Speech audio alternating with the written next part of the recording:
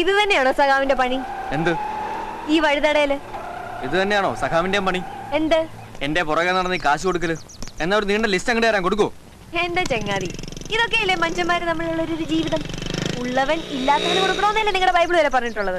അന്യന്റെ മുതൽ ആഗ്രഹിക്കരുതെന്നും ബൈബിളിലുണ്ട്. ഇയാളെന്നെ ബൈബിളൊന്നും പഠിപ്പിക്കണ്ട. ഇങ്ങനത്തെ ഔദാര്യങ്ങൾ എനിക്ക് ഭയങ്കര ഇൻസൾട്ടാണ്. ഇതൊരു തരം മിഥ്യാഭിമാന. സഖാവിന്റെ ഫാദർ ഹോസ്പിറ്റലാന്ന് അറിഞ്ഞപ്പോ ഞാൻ വന്നത് ഹോസ്പിറ്റൽ ബില്ല് തരാനൊന്നും അല്ല, ഒരു മര്യാദ. വന്നപ്പോ അവിടുത്തെ സാഹചര്യം എനിക്ക് മനസ്സിലായി. എന്റെ കയ്യിൽ കുറച്ച് കാശും ഉണ്ടായിരുന്നു. ബില്ലടക്കട്ടെ ചോദിച്ചപ്പോ ആരും വേണ്ടാന്നും പറഞ്ഞില്ല. സഖാവിന് അത് ഇൻസൾട്ട് ആയെങ്കിൽ സോറി, എന്റെ കാശ് ഇപ്പൊ തിരിച്ചു തന്നേക്കും. ഇപ്പൊ കയ്യിലില്ലെങ്കിൽ വൈകിട്ട് കോളേജ് കഴിഞ്ഞാൽ വീട്ടിൽ വരാം, അപ്പൊ തന്നാ മതി. ഇന്നോ? ഇന്ന്.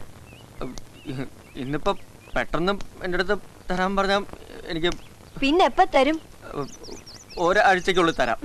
അപ്പൊ ഒരാഴ്ച വരെ എന്റെ പണം സഖാവിന് വേണം അല്ലേ? ഒരാഴ്ച കഴിഞ്ഞ് തരാൻ പറ്റിയില്ലെങ്കിലോ?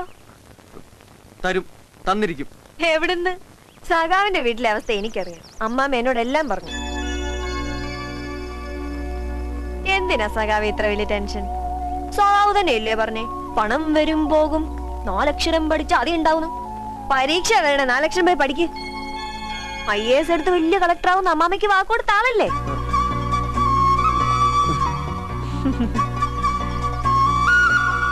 അതുകൊണ്ട് എന്റെ കാശ് സാവകാശം തന്നാ മതി മാഷേ, അതും ഇൻസ്റ്റാൾമെന്റ് ആയിട്ട്. ഓക്കേ?